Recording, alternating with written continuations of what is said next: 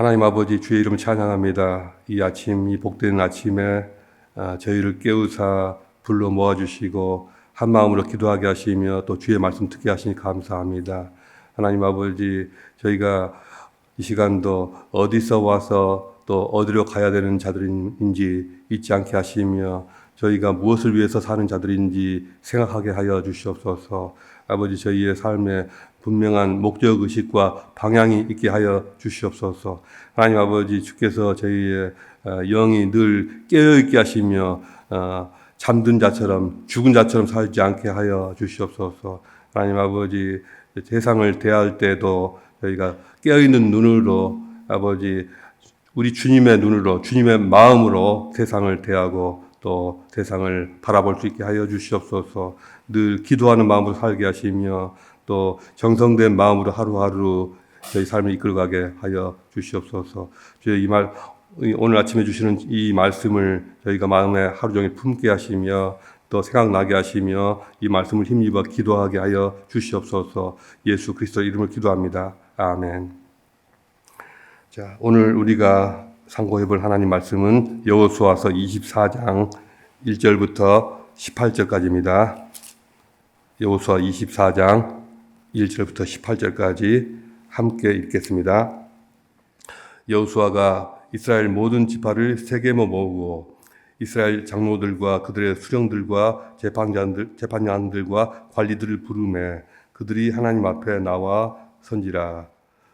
여호수아가 모든 백성에게 이르되 이스라엘의 하나님 여호와께서 이같이 말씀하시기를 옛적에 너희의 조상들 곧 아브라함의 아버지 나홀의 아버지 데라가 강 저쪽에 거주하여 다른 신들을 섬겼으나 내가 너희의 조상 아브라함을 강 저쪽에서 이끌어내어 가나안 온 땅에 두루 행하게 하고 그의 씨를 번성하게 하려고 그에게 이삭을 주었으며 이삭에게는 야곱과 에서를 주었고 에서에게는 세일산을 소유로 주었으나 야곱과 그의 자손들은 애굽으로 내려갔으므로 내가 모세와 아론을 보내었고 또 애굽에 재앙을 내렸나니 곧 내가 그들 가운데 행한 것과 같고 그 후에 너희를 인도하여 내어노라. 내가 너희의 조상을 애굽에서 인도하여 내어 바다에 이르게 한즉 애굽 사람들이 병거와 마병을 거느리고 너희의 조상을 홍해까지 쫓아오므로 너희의 조상들이 나 여호와께 부르짖기로 내가 너희와 애굽 사람들 사이에 흑암을 두고 바다를 이끌어 그들을 덮었나니 내가 애굽에서 행한 일을 너희의 눈이 보았으며 또 너희가 많은 날을 광야에서 거주하였느니라.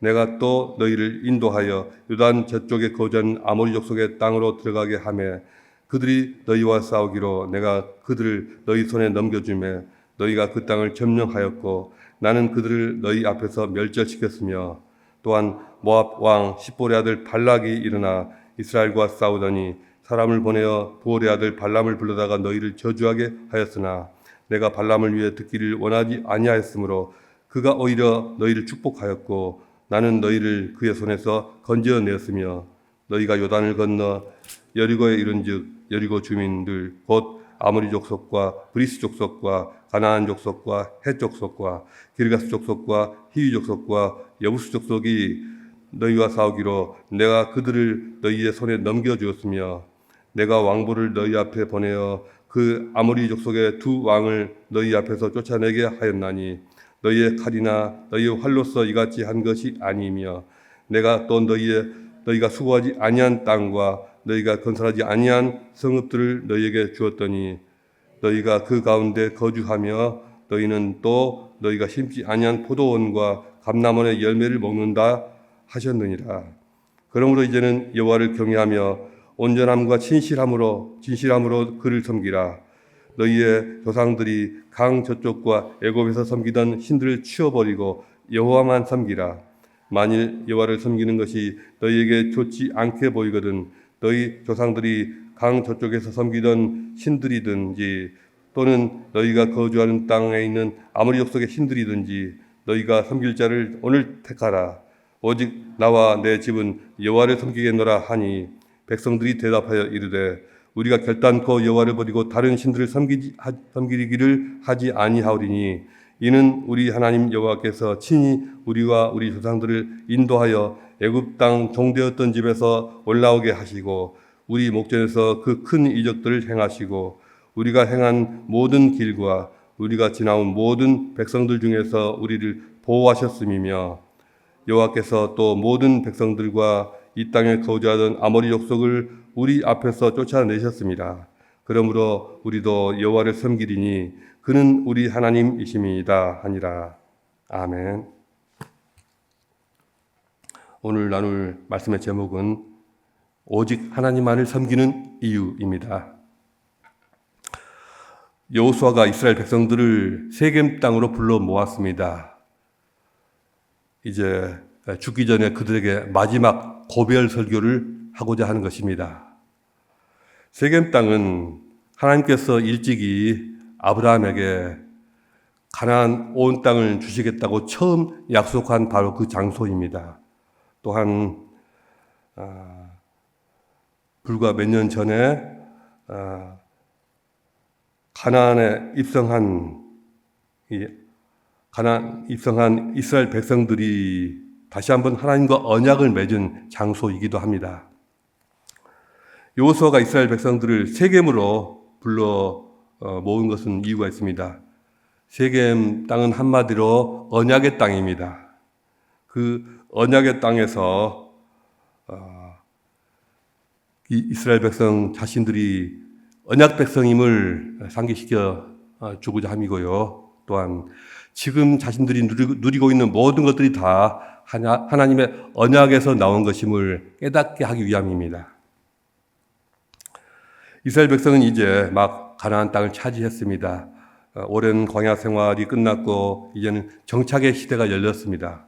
전쟁은 끝났고 집과 밭을 소유하게 되었습니다. 하지만 바로 지금 이 순간 그들이 맞이한 것은 또 다른 싸움이었습니다. 그것은 칼과 창을 드는 싸움이 아니라 영적인 싸움이었고 자기 자신과의 싸움이었습니다. 보이는 적이 아니라 보이지 않는 유혹과의 싸움이었습니다. 수년 동안 그들 앞에서 적들과의 싸움을 이끌었던 이 여호수아 장군이 이제 이스라엘 백성들에게 또 다른 싸움을 제대로 싸울 수 있도록 이렇게 힘을 주고 격려하고 있습니다. 여호수아가 이스라엘 백성들에게 외쳤습니다. 너희가 오늘 택하라. 하나님을 섬길 것인가? 아니면 가나안의 신들을 섬길 것인가?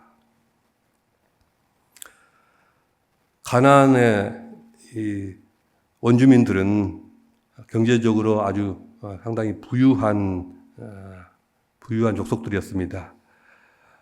오랫동안 광야를 떠돌고 있었던 이스라엘 백성들과는 비교가 되지 않았습니다. 그들의 문화도 화려했고 그들의 신전은 웅장했습니다.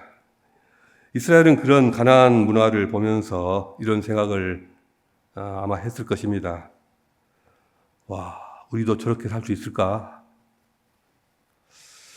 가나안 백성들과 사람들과 굳이 저들을 다 죽이고 저들을 원수로 만들 필요가 있을까? 저들과 잘 대해서 좋은 관계를 맺어서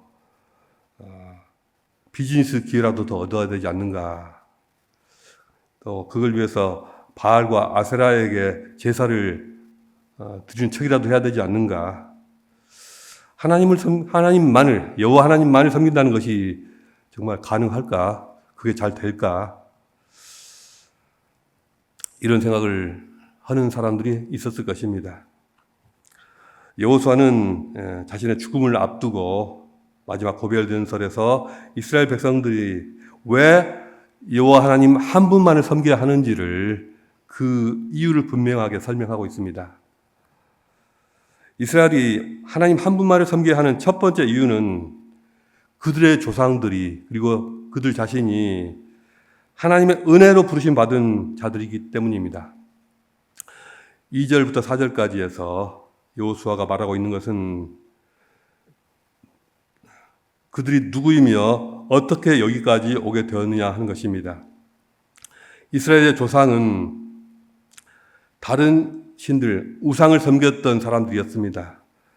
이 유브라트강 저편에 바빌론 땅에서 이방신을 섬기던 데라 집안에서 이 아브라함을 이끌어내신 분이 하나님이셨습니다. 아브라함이 먼저 하나님을 찾아서 여기까지 온 것이 아니라 하나님께서 우상을 숭배하던 아브라함을 먼저 찾아서 그를 데리고 나오셨습니다. 그 차이가 왜 중요할까요? 정말 중요한 차이죠.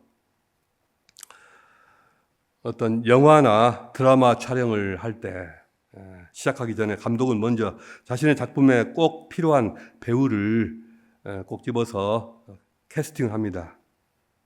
섭외를 하는 것이죠. 특히 세계적인 지명도가 있는 최고의 감독일수록 자신을 불러주기를 기다리는 수많은 배우들이 줄을 서 있습니다. 정말 나한테도 그런 기회가 왔으면 하는 그러한 마음으로 간절히 바라는데도 그런 기회는 좀처럼 오지 않습니다. 특히 무명 시절에 아무런 지명도가 없고 전혀 알려지지 않은 그러한 신인 배우를 캐스팅해서 세계적인 작품의 주인공으로 만들어주는 그런 경우도 종종 있지 않습니까? 그런 인연으로 만난 감독은 대부분 평생을 간다고 하죠. 그 인연이 금방 끝나지 않습니다. 아무것도 아닌 나를 알아봐주고 나를 내 속에 있는 가능성을 끄집어내주고 나를 명품 배우로 만들어주고 세계적인 배우로 만들어줬으니 죽을 때까지 고마워하는 것입니다. 하나님께서도 충분히 다른 사람들 또 다른 민족들 캐스팅하실 수도 있었는데도 어쩐 일인지 특별히 잘난 것도 없는 우리 조상을 우리 민족을 캐스팅하셔서 구속사의 주인공으로 세우셨던 것입니다. 이것이 크나큰 은혜인 것입니다. 내가 판단하고 내가 결정해서 내가 선택해서 이 자리에 선 것이라면 언제든지 내 마음에 안 들면 내가 싫으면 그냥 떠날 수도 있는 것이 아닙니까?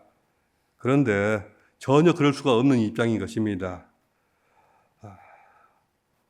내가 만약 주님께서 불러주지 않으셨다면 나는 그야말로 아무것도 아니죠. 아무것도 아닙니다.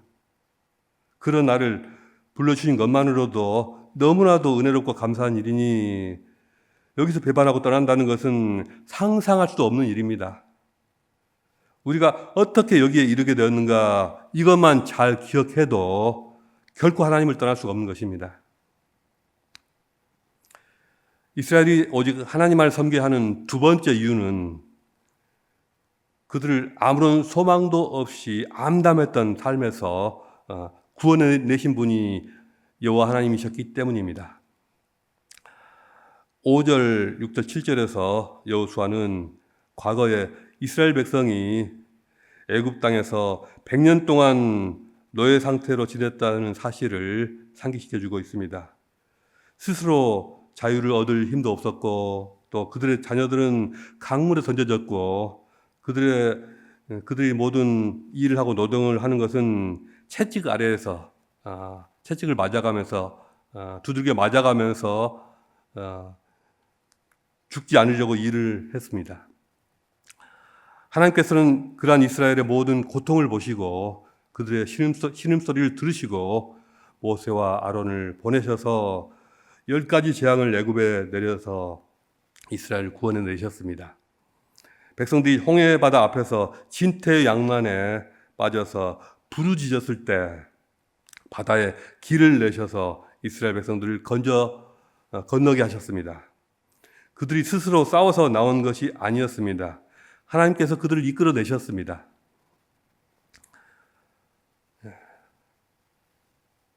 이제 이스라엘 백성들의 삶이 그로 인해서 달라지기 시작했습니다. 그들은 새로운 삶의 의미와 소망과 자기 정체성을 깨닫게 되었습니다. 그들은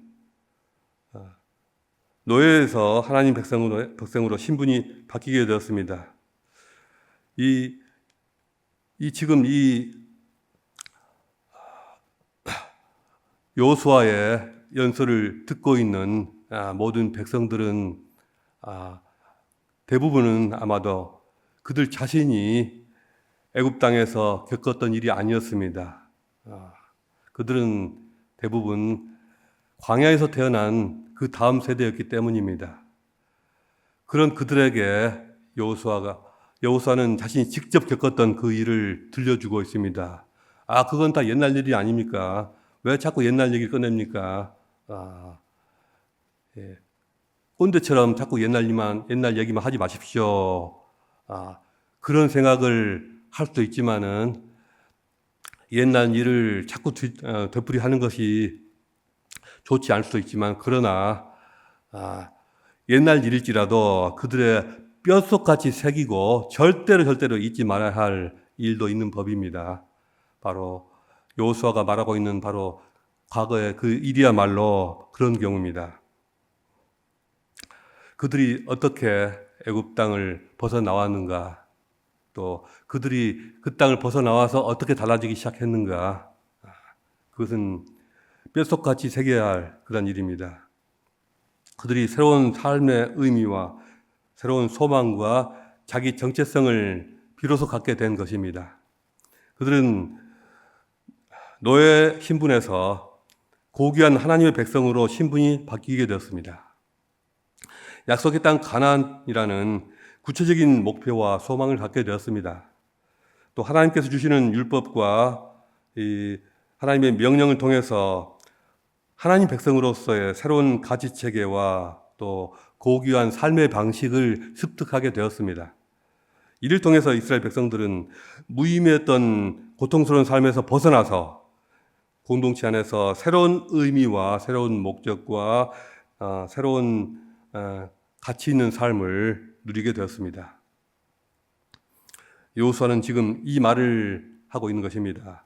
만약 너희가 하나님을 버리거나 하나님 섬기기를 포기한다면 지금까지 너희가 경험하고 체득해온 모든 삶의 의미와 소망과 가치와 보람을 전부 다 잃어버리게 될 것이다. 이것은 그들뿐만 아니라 오늘날 예수 믿는 모든 그리스도인에게도 해당되는 말입니다. 만약 아무런 의미도 없고 가치도 없고 소망도 없는 공허한 삶으로 빠져들고 싶다면 아주 간단합니다. 하나님을 섬기지 않으면 됩니다. 하나님을 떠나면 됩니다. 그러면 바로 그런 삶으로 금방 빠져들게 될 것입니다. 이스라엘이 오직 하나님만을 섬겨야 하는 세 번째 이유는 여호와 하나님만이 그들을 보호하실 수 있기 때문입니다. 8절부터 12절까지여서 여호수아는 하나님께서 지금까지 어떻게 이스라엘을 지키고 보호하셨는가를 상기시켜주고 있습니다. 백성들이 광야로 들어갔을 때 거기에는 물도 없었고 양식도 없었고 길도 없었습니다. 하나님께서 불기둥과 구름기둥으로 그들이 갈 길을 이끄셨고 하늘에서는 만나를 내려주셨고 또 바위에서 물이 터지게 하셨습니다. 그리고 하나님께서 백성들로 하여금 아모리 족속들과의 물리적인 싸움도 다 승리하게 하셨을 뿐만 아니라 또 부올의 아들 발람과의 눈에 보이지 않는 영적 싸움에서도 그의 손에서 백성들을 지키셨습니다. 또한 요단강을 건너서 가나안의 7 족속들과의 전쟁을 치르게 되었을 때 그때도 다 이기게 하셨습니다. 물론 잠깐의 시행착오는 있었지만 결국에는 다 이기게 되었습니다. 여호와 하나님을 믿고 싸웠을 때 항상 승리할 수가 있었습니다. 그들이 무패의 용사가 되었던 것은 하나님의 보호 안에 있었기 때문입니다. 예수 믿고 구원받는 우리도 하나님을 섬길 때 하나님의 보호 안에 있게 됩니다. 하나님은 성경 말씀을 통해서 우리를 보호하십니다. 시편 119편 105절은 주의 말씀은 내 발의 등이요 내 길의 빛이니이다고 하였습니다. 하나님의 말씀을 따르는 것은 위험을 피하고 올바른 길로 가게 하는 보호장치입니다. 하나님께서는 또한 우리의 기도를 통해서 우리의 필요를 들으시고 우리를 보호하십니다. 빌립보서 4장 6절 7절은 아무것도 염려하지 말고 오직 다만 모든 일에 기도와 간구로 너희 구할 것을 감사함으로 하나님께 아뢰라. 그리하면 모든 지각에 뛰어나신 하나님의 평강이 그리스도 예수 안에서 너희 마음과 생각을 지키시리라고 하였습니다.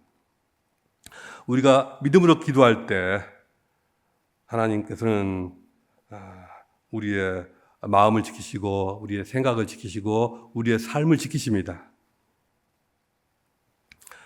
하나님께서는 또한 성령을 통해서 우리를 보호하시고 위험한 길에서 돌아서게 하십니다.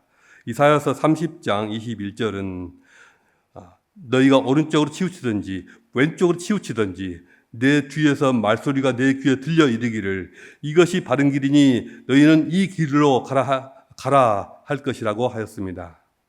성령께서는 이렇게 삶의 기로에서 우리에게 지혜를 주시고 위험한 상황에서 벗어나도록 도우십니다. 그러나 모든 사람들 다 이런 식으로 도우시는 것은 아니죠. 그렇지 않습니까? 오직 전심으로 하나님께 헌신하는 자들, 하나님을 전심으로 섬기는 자들을 이런 방식으로 보호하십니다. 자신의 모든 것을 들여서 하나님을 섬기는 자들만이 얻게 되는 특권입니다. 하나님은 우리가 어려움을 당할 때 직접 개입하시기도 하고 또한 사람들을 사용하셔서 우리를 위험한 상황에서 지키십니다. 이사야서 43장 2절은 말씀합니다. 네가 물 가운데로 지날 때 내가 함께 할 것이라. 강을 건널 때 물이 너를 침몰하지 못할 것이며 네가 불 가운데로 지날 때 타지도 아니할 것이요 불꽃이 너를 사르지도 못하리라고 하였습니다. 하나님께서는 이렇게 하나님을 믿고 섬기는 모든 자들을 그들이 어려움 당할 때마다 지키시고 보호하십니다. 이스라엘이 여호와 하나님을 섬겨야 하는 네 번째 이유는 오직 하나님만을 섬겨야 하는 네 번째 이유는 그들이 지금 누리고 있는 모든 것이 다 하나님께서 주신 것이기 때문입니다. 이제 그들은 모두 집을 가지게 되었고 또 포도원을 가꾸게 되었고 밭에서 밀을 거두게 되었고 또 우물을 마시고 과일을 따고 있습니다.